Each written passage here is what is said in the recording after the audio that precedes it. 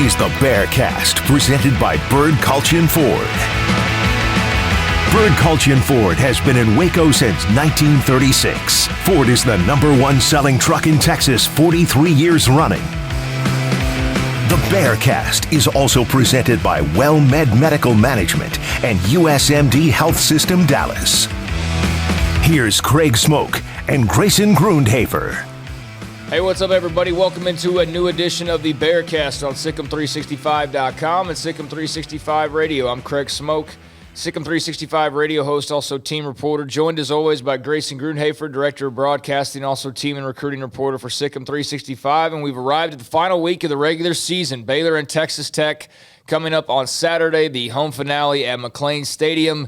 Baylor 9-2. Tech is going to go bowling, and they have a familiar face who's going to be taking them over here in short order, but already working behind the scenes. We'll be discussing that and more as far as this matchup goes. But Grayson, it's Thanksgiving week and about to hit a little bit of a break. I mean, sort of, kind of, and then right on into Red Raiders and Bears on Saturday. And I think we've done like 70 weeks in a row of this podcast now at this point. I mean, honestly, when's the last time we didn't do it? It's been... I'm trying to remember. Did we do one during the ice storm when we literally couldn't? That might have been the last time we didn't do one. Is literally every single week since the ice storm. So nearly a full year of shows, and here we are. And we've talked about things during the slowest of weeks and plenty of busy weeks. But now we're at the end of the regular season. Believe it or not, we're 12 games in, or about to be 12 games in, and Baylor is in the hunt for a Big 12 championship. They're not entirely in control of the outcome on Saturday other than their own game, but can't help what happens in Bedlam. They need Oklahoma State to win.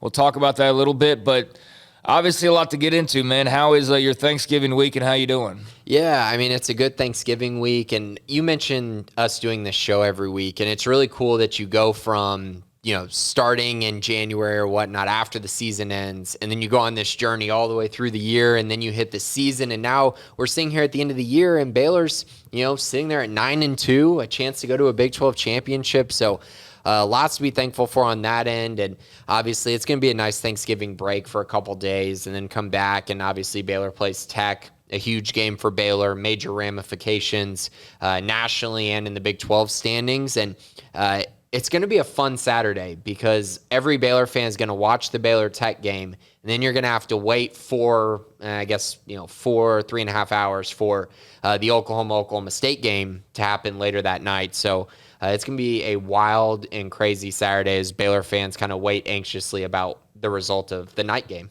Yeah, Bedlam will be very interesting, but it doesn't matter if Baylor doesn't beat Texas Tech. I mean, that's the bottom line. If they lose, then it doesn't turn into a situation where you're like, okay, let's see what happens now, Cowboys and Sooners. I mean, I'm going to be interested in that game either way, but I'll be a lot more interested if Baylor wins earlier and, forces a situation where they could be playing for a Big 12 title. So to get to this point, they had to be where they are at 9-2, and we'll get into the mailbag and, a lot of other things as well. But in terms of how we got here, 9-2, trip to Manhattan last weekend, I think they played really well.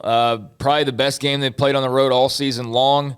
Certainly a far better showing than we saw at TCU just a couple weeks back. But there are some negatives coming out of this game, and that's the starting quarterback position because Gary Bohannon does go down right before halftime.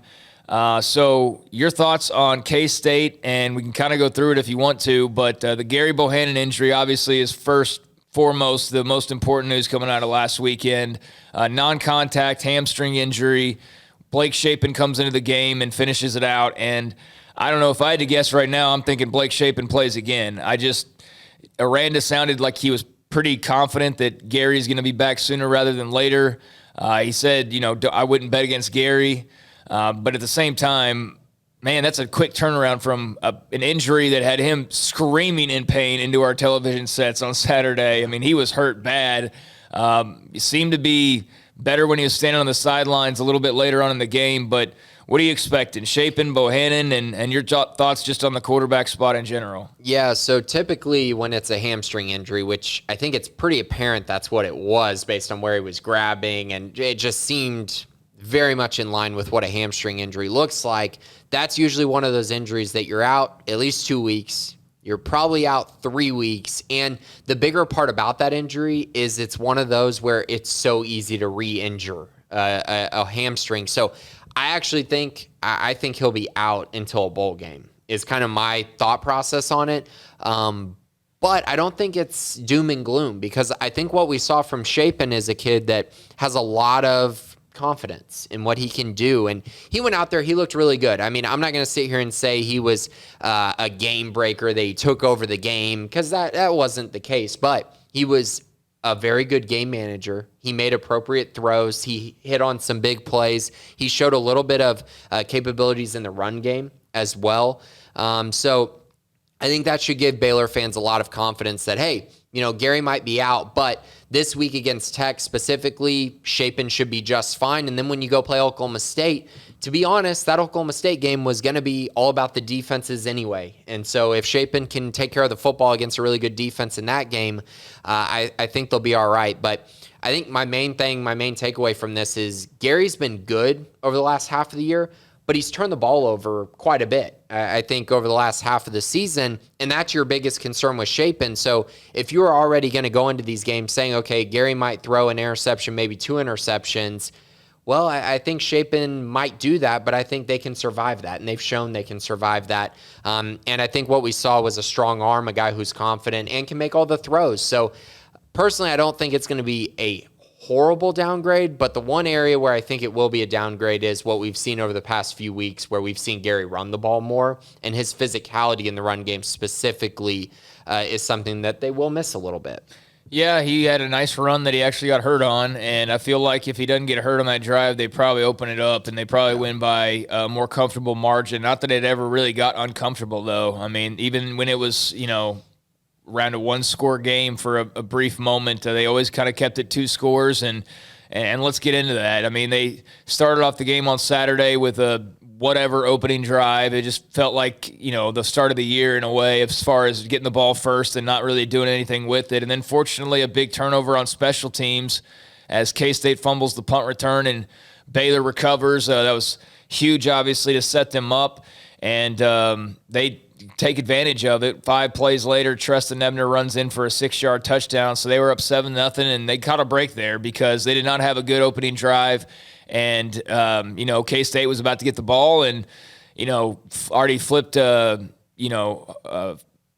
possessions, and, they're at home. And the crowd was jacked up that they got to stop on the opening drive. So for Baylor to get that fumble recovery, even though it was K-State's doing, not hanging on to the football, that was a big deal. So able to punch it in for 7. K-State had a big 10-play drive, stopped on downs. So the Baylor defense just kind of bowed up its neck, and then it was just a matter of trading punts for a few series until eventually you had late in the first quarter, Baylor wait a second here. That isn't right. I think that's screwed up. Has it as 14-0, and I don't think that's right. Okay, there we go. So Baylor with the touchdown. Yeah, this doesn't have it right. It's got 5 plays, 24 yards. Treston Ebner, punt. Baylor 14-7. That doesn't make any sense. Okay, yeah, sorry. Baylor with a 15-play, 74-yard drive. That was acting up on me there for a second. But had to convert a big 4th down on that drive, Grayson, and eventually as Gary Bohannon to Drake Dabney. My apologies. It was 14-0 Bears pretty early on in that game. Yeah, and they got free points on that first drive. Yeah. That was and it was something that was huge by the end of the game because they had such a they could not run the ball. Yeah. They were struggling so much running the football, particularly Abram Smith. He had a really tough go of it in Manhattan. It felt like by the end of the game, it felt like he was getting hurt every time he got the football. So something to monitor there going into this week. But luckily for them, Treston Ebner had probably his best game of the year against who they were going up against. I know he had the fumble, but he really did some good things in this game that was very impressive, and in my opinion, allowed them to win this game. Mm-hmm. He was their really only reliable offensive weapon for the majority of the game. The Dabney touchdown was great, a perfect throw by Gary Bohannon on that one. Nice to see Dabney involved. He had a big catch later on in the game as well in the first half across the middle where he got hit really hard on a throw by Gary Bohannon.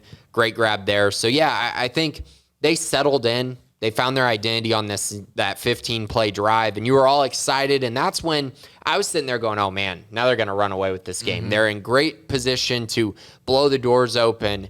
And then something that has cost them at times this year struck again on Kansas State's drive. Yeah, I mean, it was a really impressive drive by Baylor. As you mentioned, 15 plays, 74 yards, 7:21 off the clock. They just bled the clock dry. They're up 2 scores. It's pretty much going to be all she wrote. I already felt like it. And, then you get a big stop on defense and just time to basically take over. And instead, you line up offsides on K-State's punt attempt. Simply nothing more than just not paying attention and losing focus and making a really boneheaded decision that ends up giving them a fresh set of downs when they were dead to rights, basically, and already on the ropes. And instead, you give them free downs, and they only needed 1 because Deuce Vaughn runs it in from 65, 75 yards out.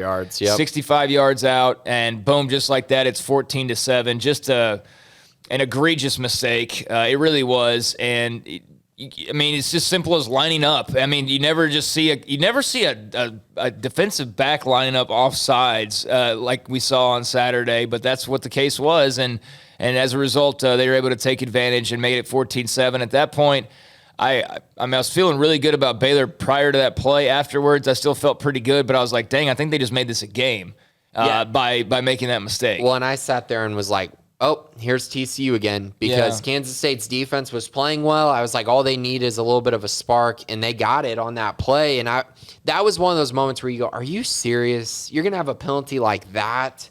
That literally gave them 7 points. So, yeah, that was concerning. I will say, man, Deuce Vaughn, kid out of Cedar Ridge in Austin, he was fantastic. He is such a good player, so fun to watch, and he was their only offense in this game the whole night. I mean, he had over 150 total yards of offense against the Bears. Yeah, he was very good. He was about the only person worth mentioning on the K-State offensive side of things. So they cut the lead to 14-7, but to Baylor's credit, another long drive. I mean, you look at back-to-back drives, they had 28 plays.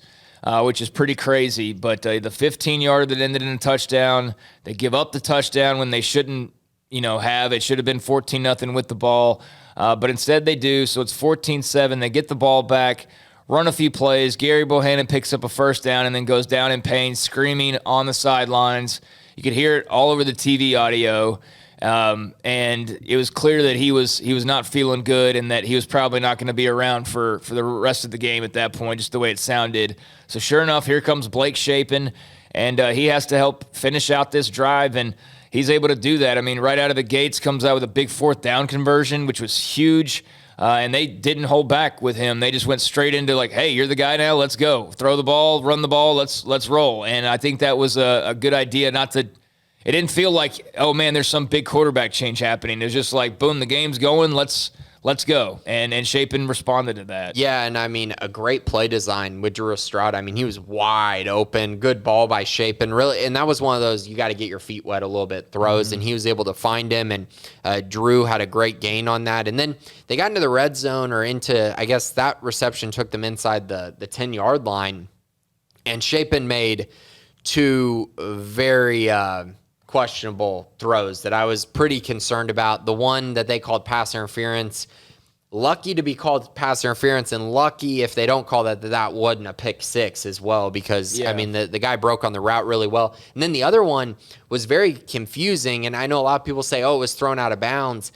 If Drew Estrada doesn't make an attempt to kind of like disrupt the defender, I'm not sure that ball in the corner of the end zone wouldn't have been picked off either. So it was a little kind of up and down that first drive, and that's okay because they were able to get 3 points, go up by 10, and go into halftime. And I think once they went to halftime, it allowed Shapen to really kind of delve into what he needed to do for the second half. They made adjustments, and obviously we found out in the second half, he continued to play really well.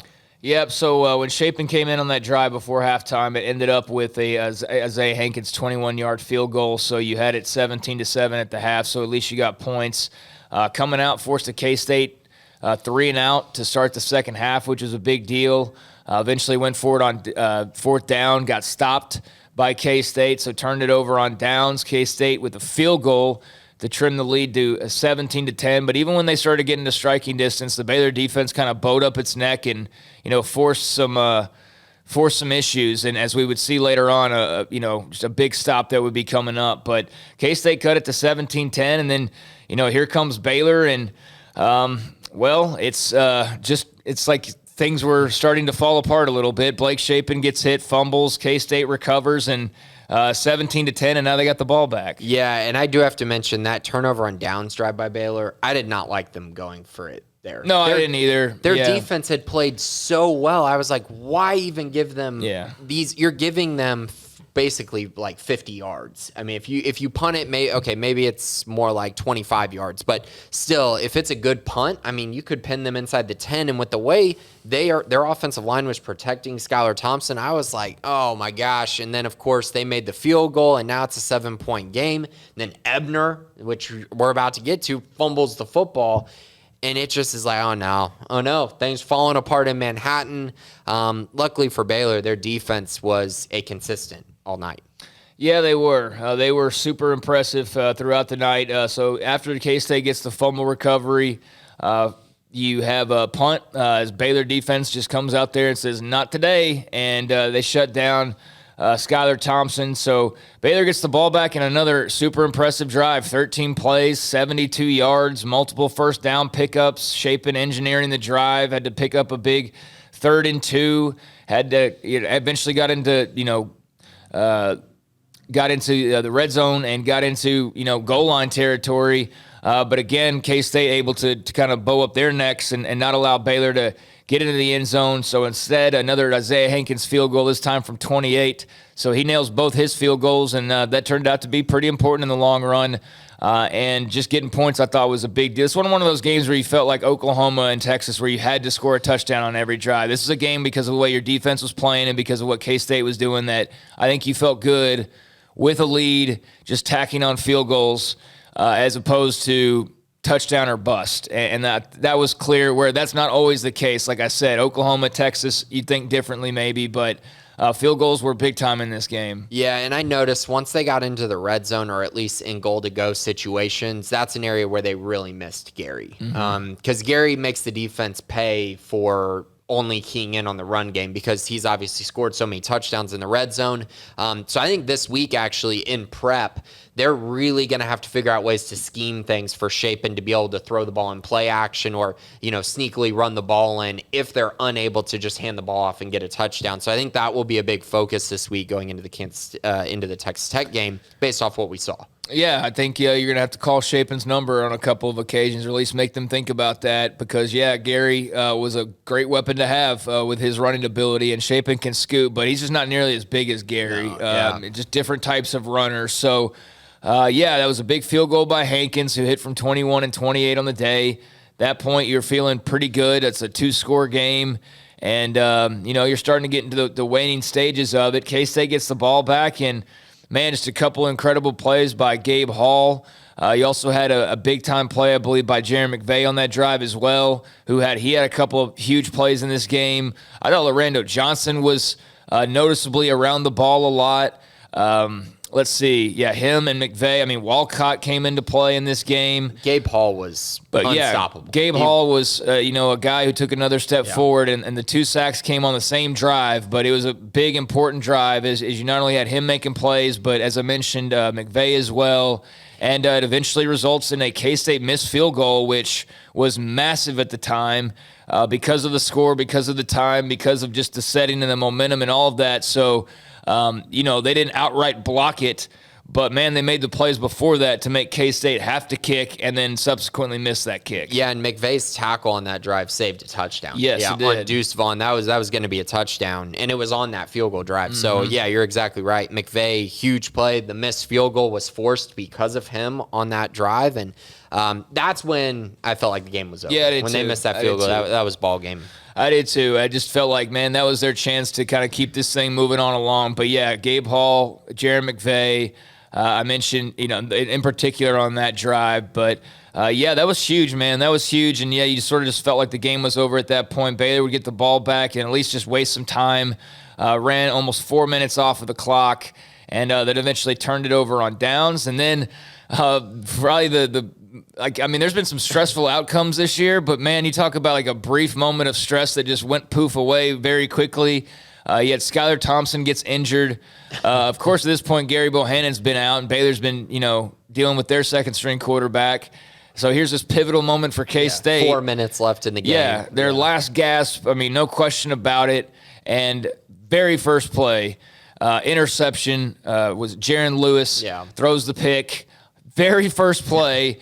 And that was all she wrote. I mean, throws the interception that kills their chances, and Baylor just able to run it out after that. So that was absolutely massive. That was Al Walcott who got that pick, who he now has 2 in a row. And he's taken over the second cornerback position. Yeah, he's taken that over from Tejada. He's been the guy, and he's played really well. And you mentioned that interception, the look on Chris Kleiman's face. I felt, you feel bad because Skylar Thompson has been hurt so often, and Chris Kleiman's like, okay, let's just score some points. Let's stay in this game. And very first play, he throws a pick, and you just see the look on his face. Like, you have got to be kidding me. Yep. The luck. But, hey, it is what it is. Baylor didn't have their starting quarterback for majority of the game pretty much. And Skylar Thompson got hurt down 10 with 3 minutes left. It would have taken a miracle anyways. And he hadn't done anything up until that point. I mean, he had done nothing to write home about. They really, outside of Deuce Vaughn, had absolutely no answer. Malik Knowles was their leading receiver. He had one catch, one single catch, and he was their leading receiver because it was a big catch, like 40-something yards. But outside of that, he was non-existent. I couldn't even tell you another running back's name. Skylar Thompson, I mean, there was nothing that he did that was anything to write home about. Baylor defense got some great pressure. Another 3 sacks, I believe, in this game, a bunch of tackles for loss.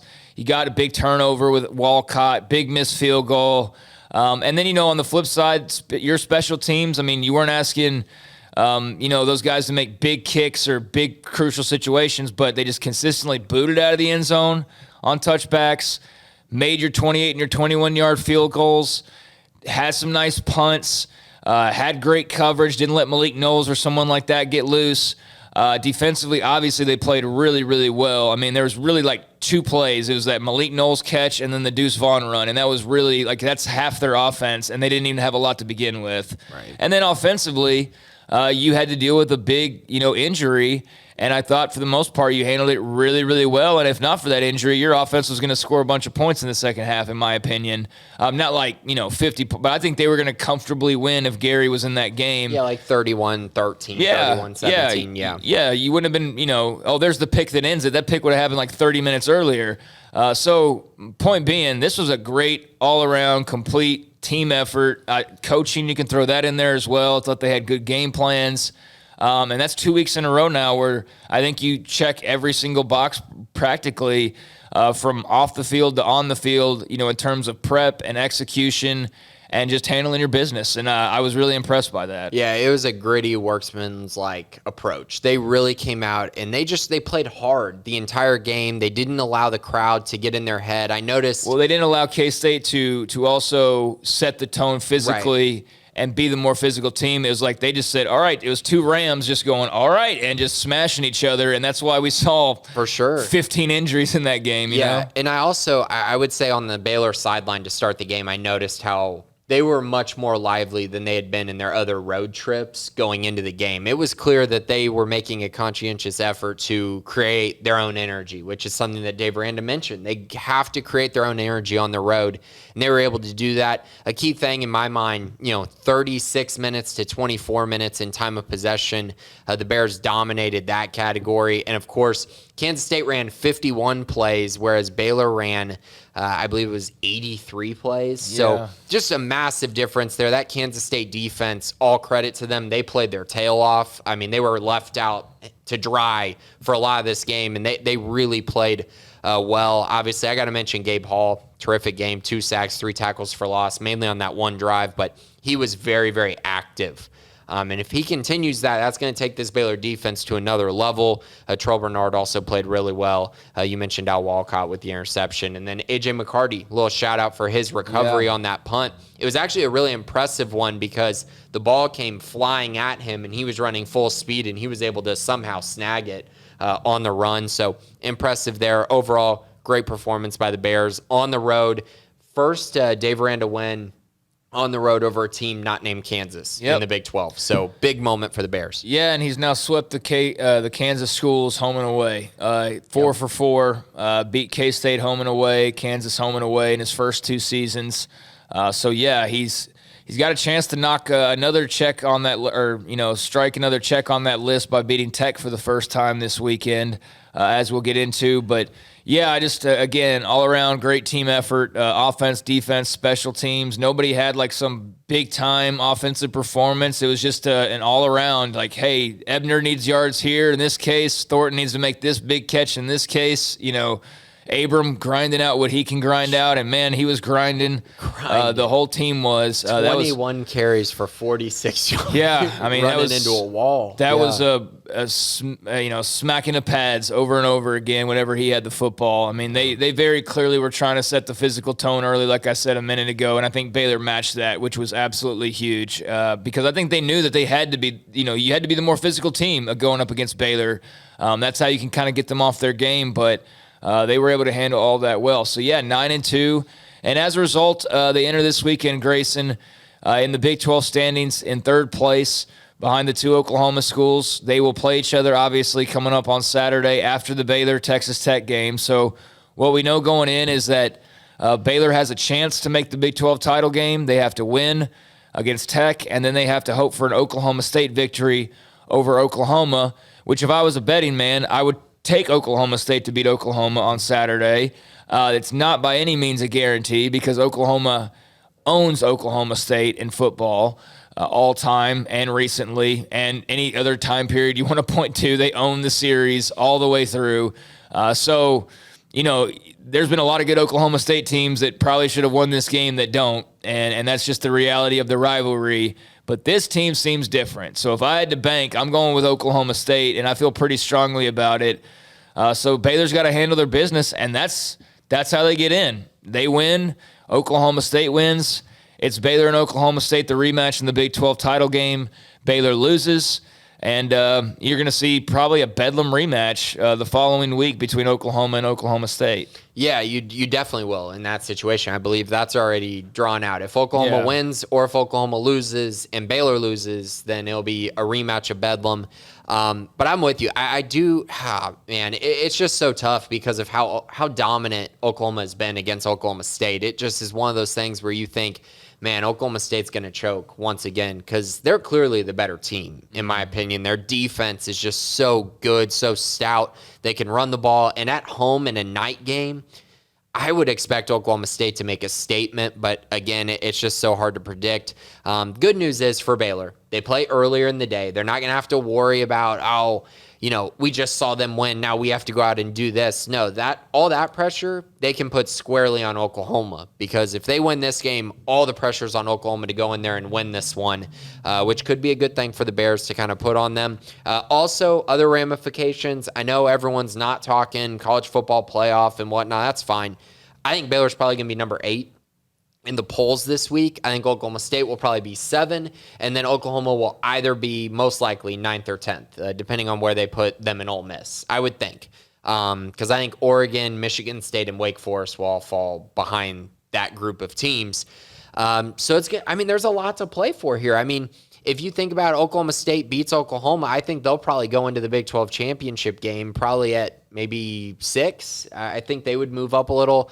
Baylor still be hanging around there. And then obviously Michigan, Ohio State, one of them is going to lose this weekend. So teams could move up there as well. This weekend. Well, yeah, there you go. So one of them is going to lose. Michigan would fall behind Baylor in that situation, I believe, if they did lose to Ohio State. There's still some opportunity there. You get an upset, Cincinnati loses, you might find yourself at, 5 or 6 if you're able to win the Big 12 championship, which is pretty crazy to think about. Yeah, no, it really is. Especially for a school that was picked, 8th by the media which we said at the time just seemed kind of ridiculous. 5.5 over under win total.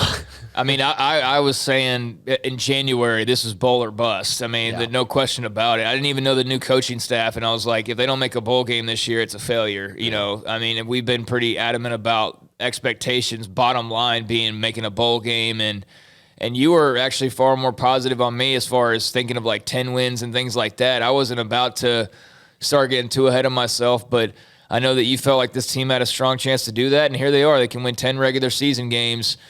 So you look at all the outside noise, and I've written about this a little bit, but there is and I said probably on the thing because I was still thinking of Iowa State, but they're totally out of it and eliminated because it was technically a 4-team race entering last weekend, and now, it's just the simple win here, win there, and boom, that's your championship game. But you have the championship game possibility, and look, even if you win, you might not get there because if Oklahoma decides to play well, that's just what can you do? That's why you should have beat TCU. Yep. But you've got the championship game, you've got obviously the McGuire factor. With Tech as well, which I don't think is a big. I think it's kind of blown out of proportion, quite frankly, in my opinion. Yeah. You've got just the rumors about Aranda. You've got rumors about everything under the sun as far as the offseason goes. And what changes could be and where guys might be going and transfer port. Just all kinds of stuff. There's so many things to get distracted by right now. So I was glad to see them have a focus last week, and then hopefully they can maintain that focus this week because there's a lot more swirling this week, especially being down to the final game. So looking at Texas Tech, and, you got this playoff opportunity, as you said. I haven't started to think about that too much, and I see why you're looking at it, and you're right, but I'm not trying to get my hopes up in any way or believe too much in them having a shot, but they technically kind of sort of do. I mean, a slight one, but they do. But again, all this stuff we're talking about, while it's important, there's a lot that can be gained. They have to play well on Saturday. And I think another thing is not only the Joey McGuire part of it, but you mean to tell me for 1 second he's not going to rant and rave and recruit the hell out of that win over Baylor if they get one on Saturday? I mean, would anybody take more advantage of that than Joey McGuire? Well, and he's totally going to be a factor in their game planning. I mean, honor code. I don't believe it for 1 single second because Joey McGuire knows that a win over Baylor, even if he's not technically the head coach, would be absolutely huge for his program. It would play spoiler. I know he likes the guys over there, but I don't believe for 1 second he wouldn't feel like it's some measure of like, ha-ha, you know what I mean? Right. Because we're talking about people with egos. I mean, these guys get to this level because they have some type of ego, except for maybe Dave Aranda. He's just different. But, yeah, they want to win this game.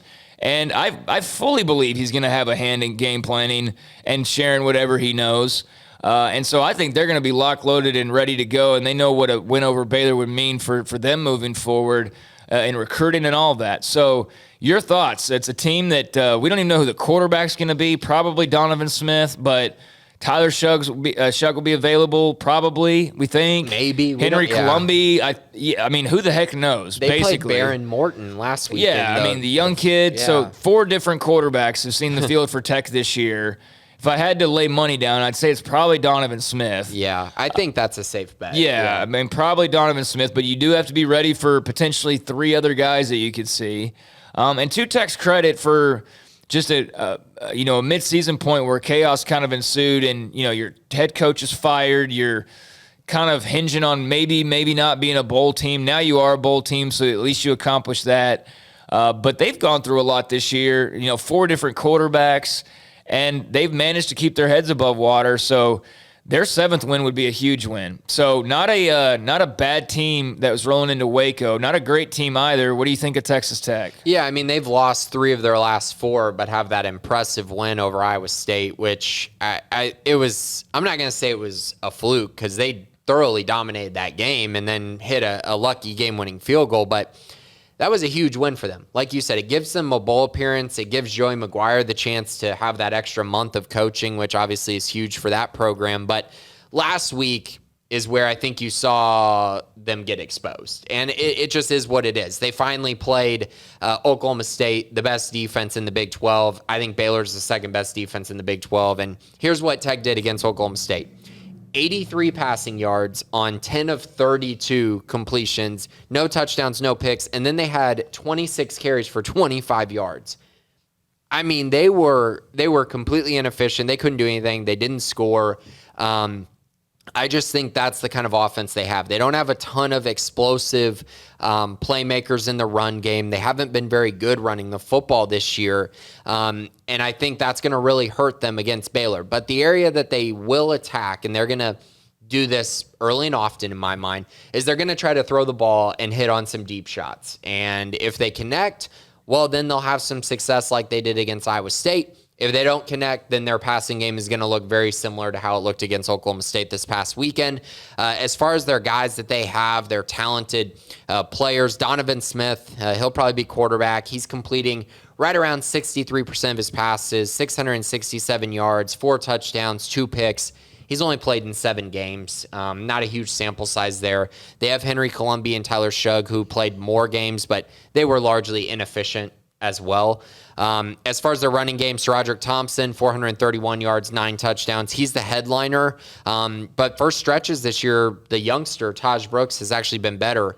He's got 57 carries, 421 yards, 5 touchdowns in just 7 games. But the guy I want to highlight, because I think he's the key to everything for their offense, I think he's a pro. I've thought he was the pro for a long time. It's Eric Ezukama, their wide receiver. 46 receptions, 691 yards, 4 touchdowns. This is one of the most underrated wide receivers in the country. I think he's fantastic. He's a playmaker. Every time you turn on the TV and they're winning games, it's because he's had some big plays or some hand in it. So Baylor's really going to have to focus on him. I think he could give them some problems. But overall, offensively, this just really is not the vintage Tech team. You know, they average 30.5 points per game. That's 53rd in the country. 411 yards per game, 63rd in the country. So pretty just mediocre. You know, they're just kind of flirting with, top 50 total offense. And then you flip over to the defensive side, and they continue to have problems on the defensive side. Now, I will say, they gave up 52 points to TCU and 70 points to Texas. So keep that in mind. They've had 2 really, really bad performances that skew their numbers some, but they're 83rd in total offense. They give up 408 yards per game. 107th in scoring defense. They give up 32.5 points per game.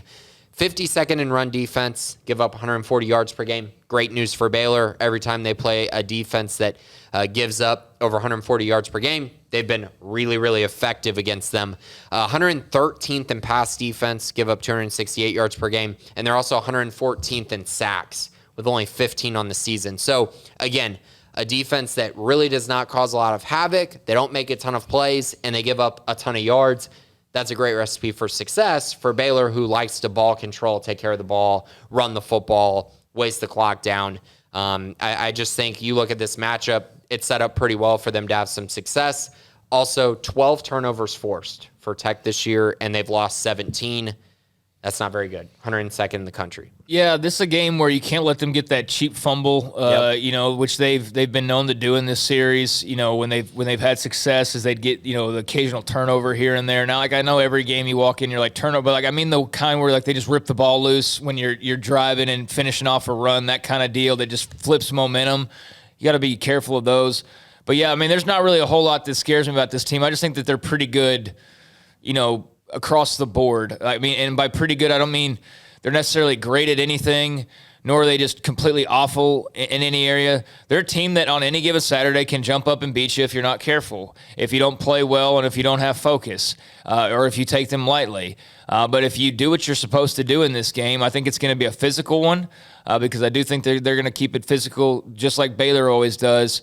But it's a game that you should win, in my opinion. It's a game where I think, and if Gary Bohannon was playing, I mean, let's not even do a preview, in my opinion. It was how I would kind of feel about it. The shaping thing's a little bit more of a wild card, but I like Baylor in this game. I mean, Tech can score some points, but this Baylor defense, the way they're playing right now, I feel confident in their ability.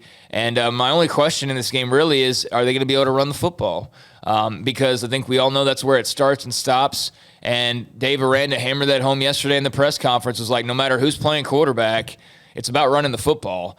And, what those two might do, whether it's Bohannon, if he can play, which, again, doesn't seem very likely, or Chapin, there's little things that change. But ultimately, for the Baylor offense, put one of those two, or put me, or put Grayson, or Jack, or Armstrong, or Robert Griffin III, or whoever you want to.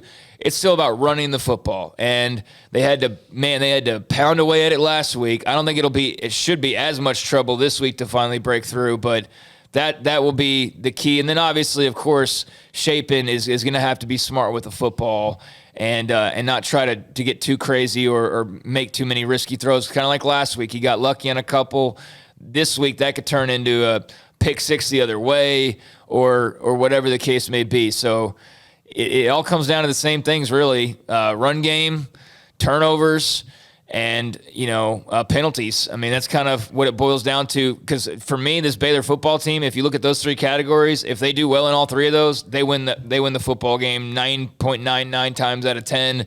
If a couple of those areas are missing, that's when you've seen Baylor fall in Stillwater or fall in Fort Worth, and there are only 2 losses this year. Yeah, and one thing to keep in mind, this past week against Kansas State's a top 15 run defense. Yeah. I mean, that's a really good run defense. This is a defense that's outside the top 50 in run defense, and what we've seen from Baylor is at home, no one has stopped them from running the football. I don't believe it for 1 second that Tech is going to stop them from running the football. I think they're at least going to get to 200 yards. And in that situation, it's going to be very hard for Tech to beat Baylor if they're able to do that. Another thing I want to mention, I don't consider West Virginia a very good team, and I don't consider Kansas a very good team.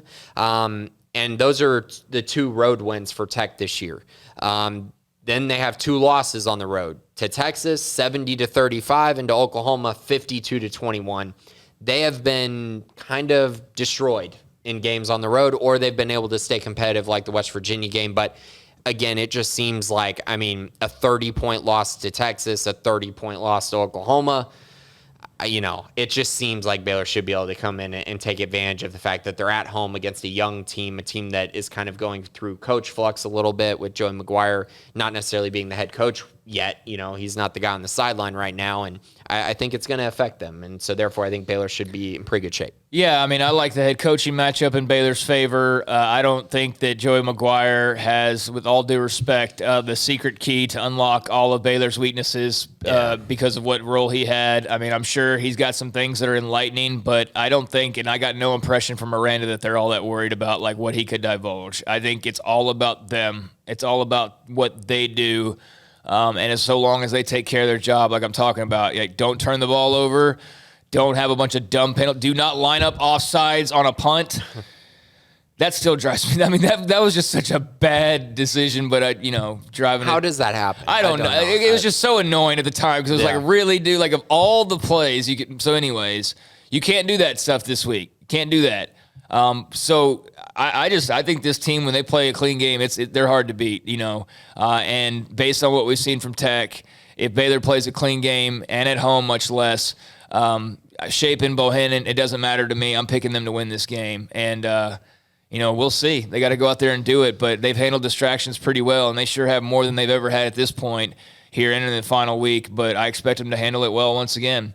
So let's get into the mailbag and get to some more questions having to do with this game and some other things as well. And that's how we'll kind of wind it up here. Scotty B, what are your biggest concerns about Tech's offense and defense? You mentioned Izankama. It's hard to really say about any of the quarterbacks because we don't know which one's going to play. But Donovan Smith, little running ability, some moxie. But nothing that I don't know. I think they've got a bunch of good, solid players, and in Izankama, they've got like a really good player. But it's just kind of the same old Tech. Like they're Tech. They're kind of the same they've always been to me. Yeah, for me, my biggest concern is just their deep shots. Them just taking shots deep and being able to connect on them. Yeah. That's the only thing that concerns me because I don't think they're going to be able to turn around and hand the ball off after their 26 for 25-yard performance at home against Oklahoma State. They're not coming in to Baylor and rushing for over 150 yards. They're just not. And so they're going to have to hit on a bunch of deep shots. And they have a quarterback who maybe can do that. He did against Iowa State, but consistently, I don't think he'll be able to with the pressure that Baylor can bring and with the secondary Baylor has. Defensively, I guess the area, they're 52nd in run defense. That's really the best metric they have. That is their best area, yeah. Yeah, and they still give up 140 yards per game. So I guess that's the one concern. But again, they're a defense that has hemorrhaged points and hemorrhaged yards in total. If Baylor can't run against Texas Tech, then I think something's gone massively wrong, even though you give a lot of credit to them. But I don't think they're quite Oklahoma State or Iowa State, or Kansas Oklahoma. State. Yeah. We could go on and on, or Kansas State, So that's kind of how I'm feeling from that point of view. They're like West Virginia, and even worse than West Virginia. And Baylor ran all over West Virginia. Also from Scotty, how do y'all think Baylor men's basketball does in the Battle for Atlantis tournament? And he posted a picture of the bracket for the Battle of Atlantis, which is going on starting on Wednesday and going through Friday. And it will be Baylor and Arizona State in game number 4. And they go on to face the winner of Syracuse and VCU. And on the other side of that bracket, you got Michigan State, Auburn, UConn, and I can't even tell who that other team is. Who is that? With the L. Is it Loyola? Yeah. Loyola. Michigan State versus Loyola, and then Auburn versus UConn on the other side of the bracket. So your thoughts on the Battle of Atlantis? Yeah, I think Baylor's going to have a lot of success for Atlantis. In it. Yeah, excuse me. I think they're going to win this tournament. I really do. I know they're going to get pushed a little bit, but after that performance they had against Stanford, my goodness. I know we're going to get into Baylor men's basketball probably next week before the Big 12 championship after this. There's a lot of basketball content on the site. We're adding even more. Obviously, welcome to our 2 new members of Sikkim 365, and Kendall and Travis. But look, football's in a Big 12 championship run. Right. Basketball's got plenty of time to be talked about. So just for those who may have been wondering, we'll talk about them. But right now, it's all about football for the most part. It really is. But I think this run, the path that they have, I think they got a great chance to go out and win this whole tournament. I mean, there's no elite team in it. I know Auburn's ranked. They're pretty good. But I really feel like Baylor has the best team in this tournament. So, I think they're going to have a lot of success. I think they're going to win the tournament. I feel confident in their ability to go and win this tournament. So, sure, I'll go ahead and predict that as well. But, Scotty, just to kind of answer your overall question, I think they should do really well. I think there should be some fun matchups. And I like the athleticism. I know that's a word that's been tossed around quite a bit with this version of this year's team, and they sure do have a lot of it. So Kendall Brown, man, that guy, he's special. Enjoy him for 1 year. He's special. Exactly right. So don't have anything like concrete, like Ashley probably does, but definitely soak in all that basketball coverage over on Sikkim 365. Appreciate you listening, and I think that they will do well. Happy Thanksgiving to you. Also, C. Mitness, will Petrie or Bernard have a bigger game on Senior Day? I think this game actually fits really well for Petrie because I do think they're going to have to throw the ball a ton. I could see both of them having sacks, both forcing turnovers. I hope they bring them on blitzes all day long, but I'll go with Petrie. He's in the Jim Thorpe Award finalist. Jack was telling me he's in the top 3 now. That officially was announced. So I think this is a big showcase for Petrie to try to wrap up that award, and I think they'll put him in good situations to do that. Yeah, I'll go with Terrell Bernard just for the sake of being different. Either way, it's like flipping a coin, and both sides are heads, and you picked heads. Really, with Bernard and Petrie. Followed up, Seaman has followed up with, would love to hear some general thoughts on a few of the seniors and what they've meant to Baylor these past few years. So kind of sticking in line with that. Terrell Bernard, just heart and soul, but you could say that same thing about Jalen Petrie. They're so similar in a lot of ways, and their paths have been side by side these last 5 years. Give or take 5 years. Wow. They've been really special for the Baylor program. Yeah, I don't think there's anything I could say that would be justifiably good enough to even describe what those two alone have meant, much less, even a guy who's not mentioned hardly ever, but has definitely sacrificed a lot, Cole Maxwell. Yeah. And you can go list after list. Your safeties, really the entire defense almost is all seniors at this point. we'd need a whole podcast to really justify all the good, or to talk about all of the good things from this senior class alone. Yeah, I mean, Bernard, what was it, Abilene Christian or Stephen F. Austin that one year where he had his first interception, returned it all the way to the one or scored. I can't remember, but it was just one of those plays that really stuck out in my mind early in his career because I had a lot of high hopes for him. I just felt like he was going to be a really good player because he was so productive at LaPorte in high school. And he's just been Baylor personified, just the way that he's played. The fact that, Clay Johnson got hurt and he had to step into roles early in his career and go out and make plays, and he did it. He did his whole career. And, there's other guys, though. Abram Smith, starting at linebacker, having to come in, play linebacker last year for the 2020 team, looked awesome. Looked like a guy, he's going to be a linebacker of the future for the Bears. And no, it turns out he's going to go back to his running back position that he played in high school and be the Big 12 leading rusher for the season, which he still could be by the end of the year. And he's been amazing. Trustin Ebner, I don't know that I can say much more about Trustin Ebner. He's had such a great career for the Bears, and he's been fun. Like you said, there's Tyquan Thornton, the elevation he's made from last year to this year, incredible. Yep. I mean, we could go on. I mean, it wasn't that long ago. I was just starting the Trustin Ebner fan club up.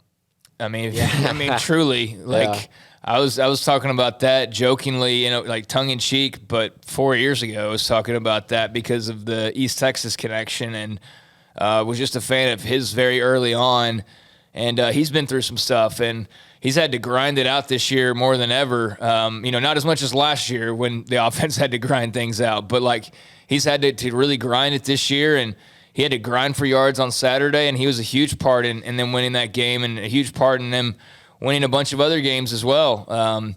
It's a long list of guys because it's a super senior year, so there's more seniors than ever. But we could do a whole hour on this team, and I think we've already probably said enough to let you know how we feel. But we'll do some of that. And you mentioned the Thorpe Award. Petrie is joined by Oregon's Kayvon Thibodeau. Not Kayvon Thibodeau. He is joined by Cincinnati's Kobe Bryant and Oregon's Verone McKinley, who is a Texas native, and Baylor recruited him. Good chance a Texas guy could walk away with that award. I was going to save that for later on, but we might have to even on the next episode kind of do a awards roundup with all the different awards that could be in play for this team as well. So Petrie, very deserving, and just hats off to the senior class. But part of the problem is I don't know who's going to still be back. Yeah. We'll have to wait to see on Saturday, but hopefully we get to know some information based on how senior day goes. Well, we will. That's what I mean is who gets introduced and who doesn't. Because if I would imagine Tyquan Thornton's leaving after this year. I don't know what else he could do to get too much better. But if he doesn't walk, for example, or get introduced, does that mean is he coming back then? Abram. Yeah, he's got a decision. A lot of them do. The offensive linemen, almost all of them have a decision to make. So we'll see on Saturday kind of what that may start looking like. But it's going to be a very interesting next few weeks just with postseason accolades and decisions being made and all that stuff. All right, let's get back to these questions. HUMC, Humac K, I don't even know how to say this. All the talk asking why haven't we re-upped Randy yet has me wondering what's the record for coaches right after, excuse me, getting a contract extension this year. Off the top of my head, I believe Oak State, Michigan State, and Minnesota all lost games immediately after their coaches signed big extensions. Yeah, I guess that's a part of it. I think it's more about Baylor just kind of being patient. I don't think they feel like they need to just throw money at the situation to make it better. At the end of the day, if Randa leaves, it's going to be a Randa decision. It's not going to be, how much money can I make? I just don't believe that. I will say, though, these contract extensions that people are getting, like the Mel Tucker one, is absolutely the worst thing that could happen for college football. The Mel Tucker contract extension is what? What has he done? Besides this year, what has he done to deserve a contract extension like that? Give him that because he deserved it. They gave it to him so that somebody else wouldn't give it to him. And that is just stupid business. Stupid because I could go on and on, but the fact of the matter is that contract happened, and now all these other coaches are going to be asking for contracts very similar to that based on what they've done during their career. I don't think Aranda's about that, but I could be wrong. Could very well be wrong. I mean, look, I'm not going to say he's not going to leave because, I mean, I can understand the pull of Southern California, although I wouldn't want to touch USC with a 10-foot pole right now. No Pac-12 program. No, absolutely not. LSU, I understand, obviously has a history there. People act like he was born and raised LSU, though, and he definitely was not. But he made, obviously some huge moments and money, and, that was a big part of his career. So I understand the pull, but, honestly, at this point, he could be the third 10-game winning head coach in the last decade for Baylor, so I'm not going to believe for 1 second that only one man can win here. And I'm getting kind of sick and tired of every time a guy starts to have a little bit of success, it turns into where's he going next. I know that Baylor is more of a stepping stone than it is a blue blood, but somebody with a brain will one day realize that it's not always about being a college football head coach, getting to the blue blood. It's maybe creating one of your own. And I would like to think that Aranda would be smart enough to see the opportunity he has. But I also know he's smart enough that there are other things in life that he may want to achieve, like Matt Rule did with the NFL. And I can be understanding of that. But I think Aranda knows that. There may be other ties that pull him away eventually for one reason or another. But somebody's going to eventually figure it out. That instead of viewing it as, oh, well, this could eventually get me to UT job, or I can do well here and, win 10 games and then go on to over here. Eventually somebody's going to go, you know what? I can win 10 games just like Bryles did, just like Rule did, and just like Aranda's probably going to do in just 2 short years.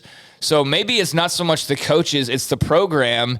And maybe somebody will be smart enough to realize, and I think Art Bryles is going to do this, if not for, stuff breaking loose, or, stuff occurring. And just what all happened with that, he was well on his way to doing that. He was well on his way to winning 10 games every other year, if not every year, and was going to create a little bit of a dynasty. And somebody's going to figure that out sooner rather than later. And I don't know if it's going to be Dave Aranda, but somebody will. Yeah. That's my thoughts on it. What do you think? No, I get exactly what you're saying, and I'm kind of in line with pretty much all of that. And honestly, I think I'm with you at this point. It's all speculation, everything about it, and all these articles that keep coming out. Dude, there was one from the Baton Rouge, whatever. Outkick, The Advocate, which is, I think, the one you're talking about. Yeah, where the headline read as though he was the finalist for the job. I mean, the headline read is that he was the finalist. And I know the reporter will say, well, I'm not the one that picks the headlines. Well, you know exactly what's going on, though. You still press tweet, hit send or whatever on it. And so they had a disingenuous headline because when you click on the article, it was just nothing but speculation. It wasn't anything concrete or based on anything other than the same stuff that's been repeated 500 times. Oh, well, he used to coach at LSU.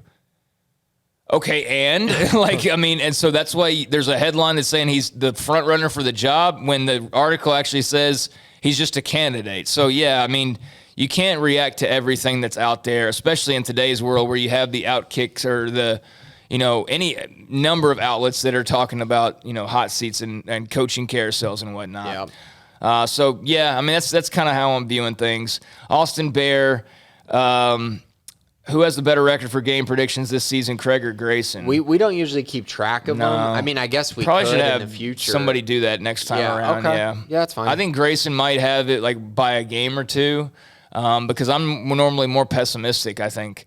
The only recent ones that I know, like you took Oklahoma, I took Baylor. But, I mean, there haven't been a ton where I'm like, man, he missed the whole week or I missed the whole week or whatnot. We've been pretty good, I think, on our predictions, especially in Big 12 play. Yeah, I feel like if you lined it up, we're definitely both well above 500, if not like 750% percentage-wise. But Grayson may have a game or two on me just because, like I said, I'm more pessimistic. And I probably give Texas too much the benefit of the doubt. But that's just like I like setting myself up for even greater pleasure when they lose. You took them last week, right? Yeah. But I was more excited after the game about being wrong. Oh, for sure. All right. Thank you, Austin. Bumbling Bear, who's the one kid we're going to miss the most next season? I know it's Petrie. Ha. Oh, man. Yeah, they're going to miss Petrie. Good news is Lorando Johnson looks pretty capable. Looks like he could be a pretty good player who will be, coming in for Petrie. Yeah, I guess it probably has to be him. I'm trying to think of, I guess if Connor Galvin left, he'd also kind of be on that list as well. But the problem is there's so many offensive linemen that could leave. I mean, it's hard to pick which one, even though I do think Connor's the best of the group. It's close. Yeah, I mean, Petrie or Bernard. Probably Petrie, though, just because of all the intangibles and just the the versatility that he has, it's going to be hard to imagine see somebody just cover all the ground that he covers on and off the field. Who are the one or two kids you're expecting to make their presence felt next year? Ooh, well, I mean, I think let's just say the whole offensive line isn't completely gone. So we can look at kind of some of those other positions that are going to lose guys. I do think Lorando Johnson is going to have a nice impact for Jalen Petrie. Kind of fits that mold. He's a little bit longer, a little bit faster than Petrie as well. The question is, does he have the instincts? Because that's something that Petrie has that is very apparent on his film. He reads plays so very well. So I think he'll kind of be a guy that ascends a little bit. And as far as the defense line, I think Gabe Hall. I just think that trajectory just keeps going up and up. So I think Gabe Hall, who already is a starter this year, but some of the depth guys will be gone. I think he'll take a step up and be even more prominent in this defense. Bare minimum, how many teams in the country would you say are hands down better than Baylor? Man. I mean, more than a handful. But barely more than a handful. So I would say, obviously, Georgia. Georgia's better than Baylor. Ohio State. Alabama's better than Baylor. Ohio State's better than Baylor. Alabama. Man, Alabama lost to A&M, though. But I guess it's one day. But yeah, in overtime on the road. Okay. Hands down, though, like no chance. I'm taking Baylor 9 times out of 10 against I'm taking Alabama 9 times out of 10 against Baylor. Yeah. I think Georgia, Ohio State, Bama's probably a good bet, I guess, but those are the 3 where I'm like, and then after that are you really sitting there going, there's no way they can beat? After those 3, like, they can definitely beat Cincinnati. I don't care what anyone says. They can beat Cincinnati. They can beat Notre Dame. I've seen Notre Dame struggle with Toledo. They can beat Notre Dame. Michigan, not worried about them. They're about to get exposed this week. And Oklahoma State, they can beat. So there's 3 teams that I feel like, okay, they're clearly better than Baylor. But, I mean, 4 teams get in the playoff. Yeah. Yeah, so I said a handful. Okay, we'll go 3. But I'm definitely taking Alabama over Baylor. I'm definitely taking Ohio State. I'm definitely taking Georgia. And outside of that, I mean, you want to argue about Notre Dame or whoever, that's fine. But I'll say 3 to answer that question. Getting a little bit late here, so I'm trying to figure out if we can save some of these for later on. Especially having to do with next year. So Bear WG, I see your question about Gary. We may return to it, but if not, we're going to have to save that one. AF Blue 82, over under for Tech, 250 yards rushing for Baylor. Under. I'll say under. 200 yards passing for Chapin. Over. 2 tight end touchdowns or 1 fullback touchdown. Under. I'll say neither. 75 yards receiving. 75 yards receiving by Taekwon. Over. Yeah, I'll say over. And 5 sacks and 2 forced turnovers. I'll say no. No, I'll say no to that as well. And we also have one more question, Craig, from Grafted into Baylor Nation. If OU beats OSU and Baylor beats Texas Tech, in what bowl game will Baylor play? So then that's just saying Baylor is they're just moving on at 10-2. They'll be inside the top 8 in the country. I think Baylor will probably go. It'll either be the Fiesta Bowl or the Peach Bowl because those are the 2 at-large bid games. Because obviously the winner of Oklahoma State will get the Sugar Bowl bid. Right. So Baylor will be in one of those.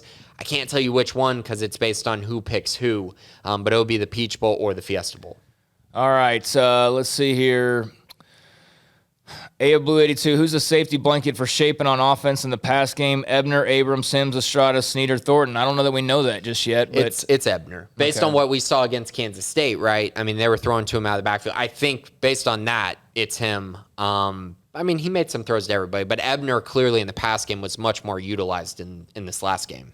Yeah, I mean, that's fair. I hadn't given it much thought at all, but you say, I guess Ebner, as of the 2 quarters of results that we've seen, so I don't know if it's enough to confirm that, but so far Ebner. T-Rex, with students being out of school and fans traveling, what is your expected turnout on Saturday? See y'all Saturday in Waco for Senior Day. It better be a great turnout. Are you kidding me? This is Senior Day and an opportunity to move inside the top 7 in the country, possibly go to a Big 12 championship. I would hope students go to this game. I know it's timing, but you got to go to this one. This should be a sellout. Should be. You'd think so. Big 12 championship, possibly. Senior day, one of the most memorable senior classes ever. 10 wins on the line. Oh, yeah, their coach, who's trying to take you down now, was on your sidelines 2 weeks ago as a member of your staff and just bolted in the middle of the year to go and now recruit against you. So, I know they don't focus on outside noise, but I think there's plenty of ammo for fans to be fired up about. I'm sure Thanksgiving will come into play, but at the same time, there's more than enough reasons to be at this game if you really, you're a follower of the football team, and you can be.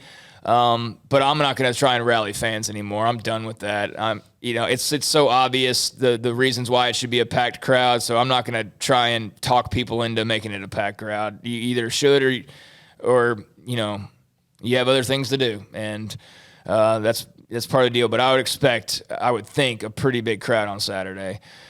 Doc Crow, what part of the game do you think Baylor outmatches TT the most? Baylor's run defense versus Tech's run offense. Does Shapen throw an interception? Yes. Is Gary ready by the championship game? I mean, based on what Aranda said, I guess, but if it is a hamstring, I don't think he will be. Yeah. That's my hunch. Yeah, I'm not expecting him to with a hamstring injury. USN 82. I mean, and on Shapen, he nearly threw a couple on Saturday, so I'll say, yeah, Tech usually gets like a turnover or so in this game. But Gary, it just seems like too quick of a turnaround for a hamstring to have him out there. You wouldn't want to risk him not being able to play in the conference championship game because you played him in the Texas Tech game. Definitely not now, this granted week, yeah. that you have to win that game to play in that other game, and then you still need help. But I'd rather roll my dice with Shapen because I still think you can beat Tech with him and give Gary another week to potentially get ready for that Big 12 championship game. Yeah. And then, hope that he's ready for it. Yeah. That's a better thing to me than playing him to try and get there and then you don't have him for that game. But I don't know. We'll see. But I'm not real optimistic on it. USN 82, give us the injury reports for Texas Tech. Out questionable will play Morgan, Byers, Franklin, Boogie, and Gary. Well, Byers played last game, so I think he's going to play. The problem is Keith has been starting. So he's been dealing with an injury, but I think he's going to play and be a backup. Morgan, he had the hamstring injury against, Oklahoma, I think. I'm going to tell you right now, they don't tell us anything about injuries, so I have no idea. Well, I don't think Gary's going to play. Boogie, he hasn't been playing as of late. I think he's Franklin looks fine. Yeah. I would say questionable for Boogie, Franklin, and Morgan. I would probably say Gary's probably not going to play. Again, why risk it? Yeah. I think you can win with Shapen. Yeah, I think you can beat Texas Tech with Shapen, and I would rather have Gary available for the other game versus risking him in this one to get to the other one and then Shapen. Either way, you're risking him, but I'd rather risk him later on for a bigger prize than just getting to a game that you don't necessarily, because you could play him and then Oklahoma wins and it doesn't even matter. Yeah. And get him hurt even further. And then he's out of the bowl game as well, and you're still not in the Big 12 title game. So that's kind of how I'm viewing it. But yeah, we don't get a lot of injury updates. We simply don't with this staff. I'm not one to question the coaching staff's decisions, but we're up by 2 scores and we clearly have the game in control. We need to rest key players and not expose them to injury. I thought Abram Smith and Treston Ebner should have been out of that game on Saturday in the fourth quarter.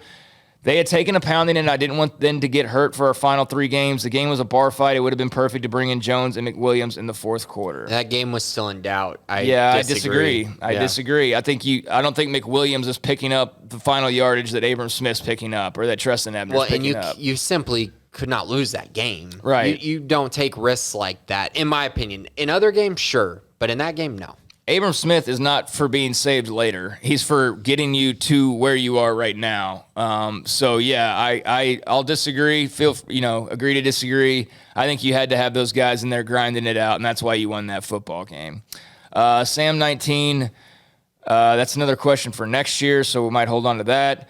Bear Sim 15, Ryan S. here for the first time. Craig asked a question. I tweeted him a few weeks ago, and they've engaged a few times in the live radio show with me, so I'm a premium subscriber now. Nice. Well, welcome, Ryan. Do appreciate you. Thanks for all y'all do, and I wanted to show my support by being a paying customer rather than ride coattails for free while still being engaged with. No question yet this week. Just wanted to say thanks and sick 'em. Well, again, Ryan, thank you very much. Appreciate you taking the leap. Definitely try to bring some folks along with you if you can at all possible, but certainly appreciate just having you on board with us, man. Thank you for making that jump. Yeah, thank you very much. And hopefully other people who are listening who aren't premium subscribers see a lot of value in this and are able to, become premium subscribers as well for all the reasons that Ryan mentioned. That's awesome. So really happy to have you, Ryan, and ask a question next week. We love the questions. We love to answer them in the mailbag. Yeah, no doubt. So do appreciate you. I'm eyeing this, and I'll try and get these last two in here. Sam 19, what do you think will have the breakout offense next year? I feel like Josh Fleeks is primed to take the next step. I'll be honest with you, it's the final game, the final week of the regular season. I am not giving any thoughts at all to next year. But off the top of my head, I've been there, done that with Josh Fleeks, and I'm not going to buy in again. So yeah, that's my answer. I'm with you on the Fleeks thing. It's so hard to say this because, we haven't even seen him this year, but I think a healthy Jalen Ellis could fit in really well with what Tyquan Thornton did this year. So if Tyquan leaves, I do think there's a role for Jalen Ellis in this offense. Based on what we've seen from Tyquan, those deep post routes fit Jalen Ellis's profile from when he was a recruit so well. So I'll go with him. I think he could be really good. The other name to mention, I think, is Tay McWilliams, because I think they could lose both running backs, and Tay has definitely stepped up. Jordan Jenkins will probably also be involved in that, and Quaylen maybe as well. We'll see.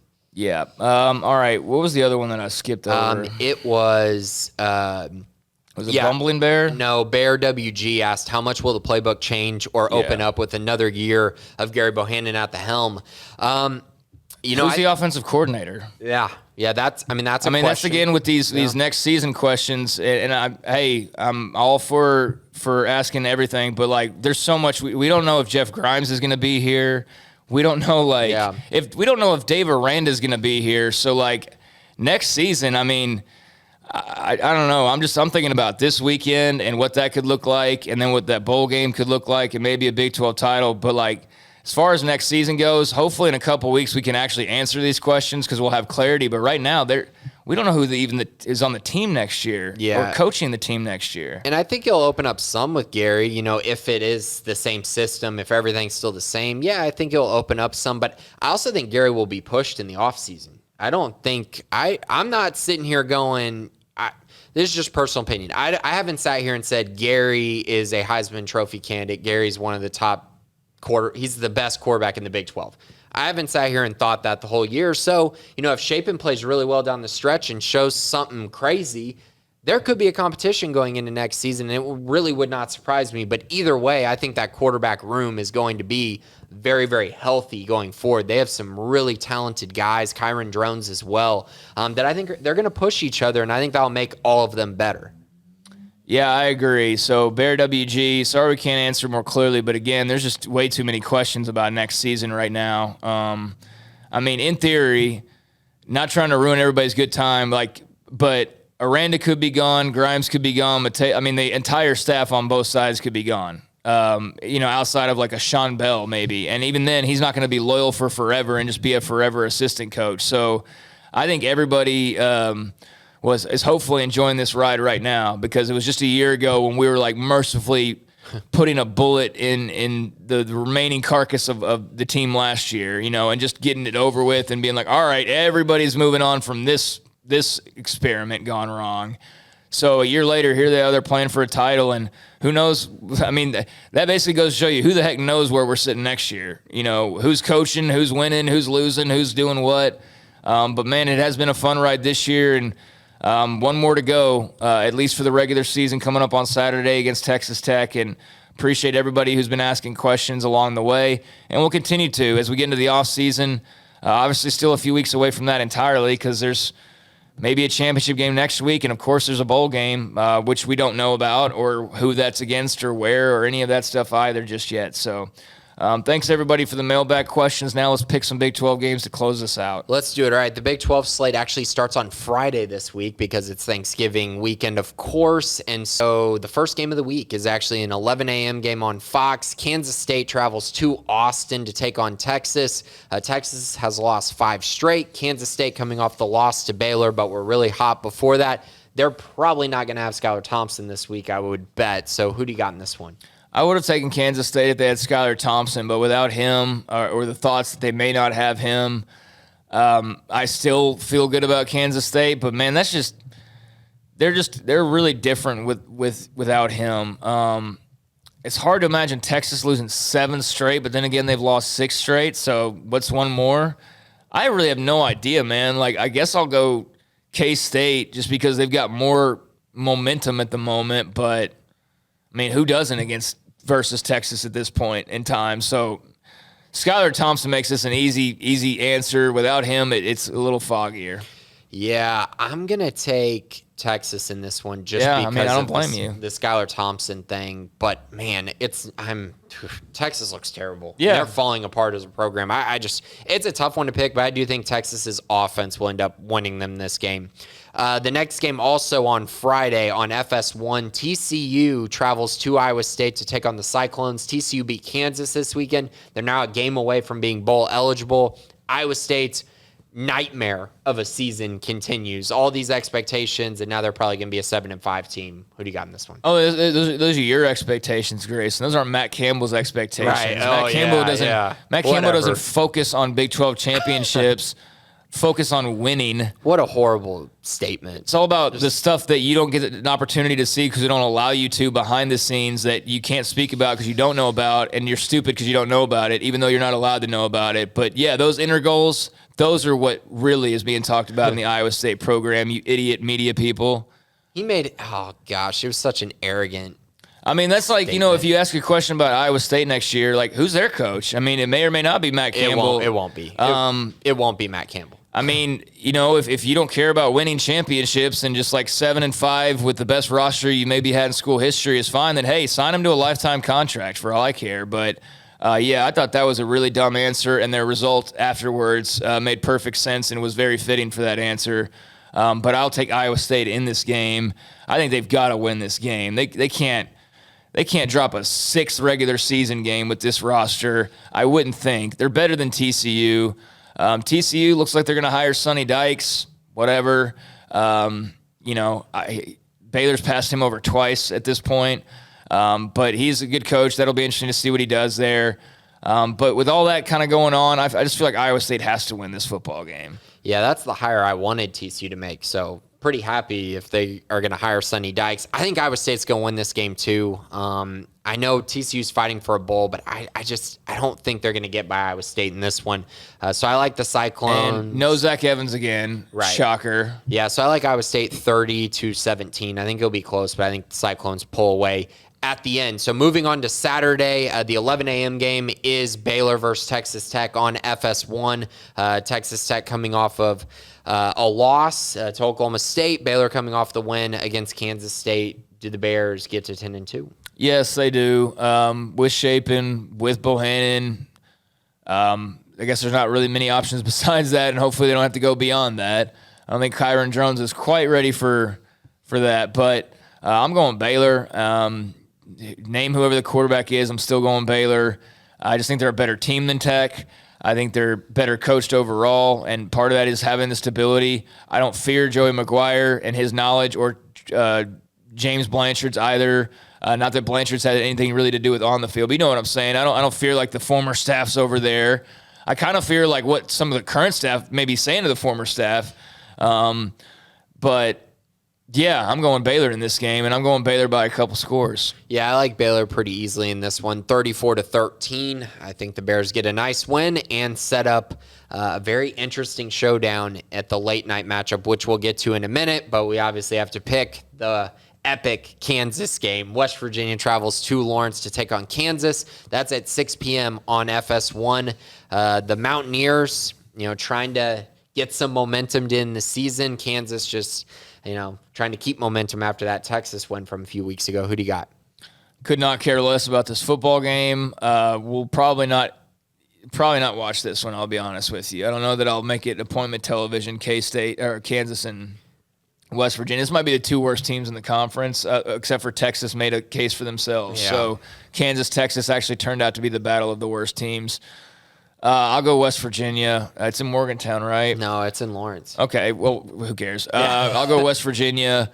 If it was in Morgantown, that would just be like a total no-brainer. But KU could give them a fight. I mean, I wouldn't be surprised to see KU put up a good fight, and I honestly wouldn't even be shocked if KU won the game, like somehow or another, just to close a crazy regular season. But I'll go West Virginia. I mean, they are a better team on paper and eyeball test, but I'm not real high on them either. Now, West Virginia is 5-6 though, so they need this one to go bowling. I think Neil Brown will get the job done. I think West Virginia is going to win this one. They got to win some more games next year, though. They do. Like the whole needing all the way into the end of the regular season to make a bowl game for Neil Brown at this point is, and especially this year of the Big 12. You got to do better than that. Yeah, I got them 38-21. I think they'll get the job done in Lawrence, but I do agree with you. And so if Baylor does win, like we're predicting, that means that the nighttime game on ABC at 6:30, Oklahoma travels to Stillwater to take on Oklahoma State, a night game in Stillwater.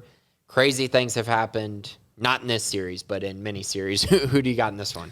I'll take Oklahoma State. I just like their defense better than I like anything else in this game. And typically you'd at least have an argument from the OU offense, but they're not even that good this year.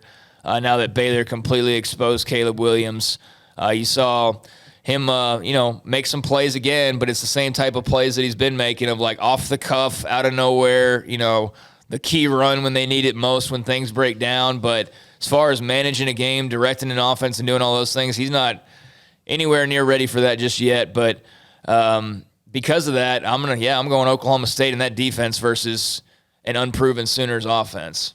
Yeah, I'm going to take Oklahoma State as well. I'm very hesitant on this just because Oklahoma has dominated this series. I think Oklahoma can win this game. I want to be very clear about that. They in this series, Oklahoma could be 0-9. I'd still say they have a chance to win this game. Well, they've won 13 of the last 15. Yeah. So, they own much. them. Yes. Yeah, they have owned them for sure.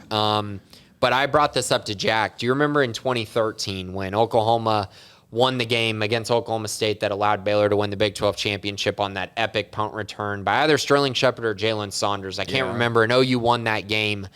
I think this is where Oklahoma gives Baylor a favor again by dropping this one.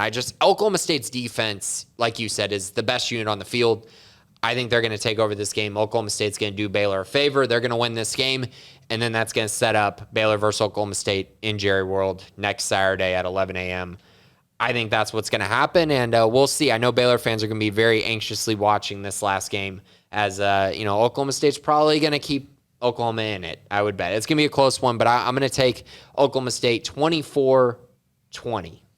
Well, hope you're right, because if Baylor doesn't handle Texas Tech, then it doesn't really matter. But that's what's up first, and then have fun watching Bedlam and whatever comes with that. But Baylor's got to take care of business against Tech first and foremost, and they'll look to do that this Saturday, starting at 11 a.m. Final game in McLean Stadium this year, as far as the Bears go. And the end of the 2021 regular season campaign is upon us. So a lot of things. I know there's a lot of questions in the mailbag that maybe can't quite answer just yet, or ones that will be coming, but this will be a few weeks of clarity, so get ready for it. Now that the postseason's arrived, this is where we'll start to see more coaching changes, and we'll see transfers and, recruiting additions and all sorts of stuff in this December period. So, it's about time to – it's winding down, but it's starting to, rev up at the same time, if that makes sense. One aspect is slowing down a little, but a whole lot of other parts of the game, especially for this Baylor football team coming up, are going to be, things to monitor for sure moving forward. So, we'll see what happens this Saturday, but hopefully we are previewing a Big 12 championship game next week on this podcast. But until next time, I want to thank everybody for their questions this week, all of you who sent in questions on the mailbag, and don't fret if I didn't get to yours initially and we circle back to it, or I mentioned about, asking questions about the future. Don't let that dissuade you from asking questions. We just might not always get to it right at the time, or it may be better used for later on, but all feedback is welcome, and your, listening is something we're very thankful for on this Thanksgiving week. So, Grayson, anything before we go? No, just happy Thanksgiving to everyone. I know it's going to be a really fun weekend. I'm excited to dig into some food, have a great weekend with some family and friends, and then, of course, watch Baylor versus Texas Tech over the weekend. It's an exciting time. The Bears right back in the Big 12 championship hunt. somewhat in the college football playoff hunt. It's an exciting time for sure. So everyone just be safe out there for Thanksgiving. Yep, definitely stay safe. I want to say thanks as well to Jack and Armstrong behind the scenes for all their hard work. And thanks to all of you who listen on a weekly basis. And appreciate you, and we'll talk to you soon. Enjoy the game this weekend. This has been the Bearcast on SicEm365.com.